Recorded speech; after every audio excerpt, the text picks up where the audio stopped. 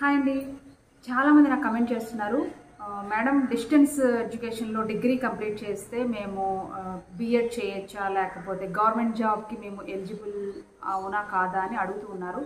మీరు తప్పకుండా ఎలిజిబుల్ అండి. ఎందుకు అంటే డిస్టెన్స్ ఎడ్యుకేషన్లో కంప్లీట్ చేసిన వాళ్ళు చాలామంది గవర్నమెంట్ జాబ్లు కొట్టారు, అలాగే ప్రైవేట్ స్కూల్స్లో జాబ్ చేస్తున్నారు. ఈవెన్ నేను కూడా డిస్టెన్స్ ఎడ్యుకేషన్లో డిగ్రీ కంప్లీట్ చేసిన దాన్ని.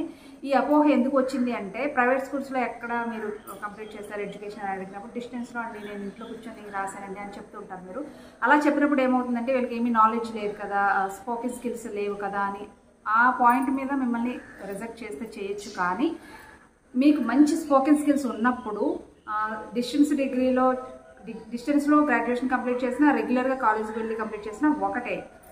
అలాగే గవర్నమెంట్ జాబ్స్కి కూడా మీరు ఎలిజిబుల్ అండి. అన్ని గవర్నమెంట్ జాబ్స్ గ్రూప్స్ అవ్వచ్చు, లేకపోతే ఈవెన్ సివిల్స్ కూడా రాయొచ్చు. నేను కూడా సివిల్స్ కూడా రాశాను. అలాగే బ్యాంక్ జాబ్స్ కావచ్చు, దేనికైనా మీరు ఎలిజిబుల్. అలాగే మీరు బీఎడ్ కూడా చేయొచ్చు. ఈ సర్టిఫికేట్తో రెగ్యులర్గా బీఎడ్ చేయొచ్చు. నేను కూడా అలాగే కంప్లీట్ చేశాను. చెప్తున్నాను కదా, నేను చాలా కాంపిటేటివ్ ఎగ్జామ్స్కి అటెంప్ట్ చేశాను.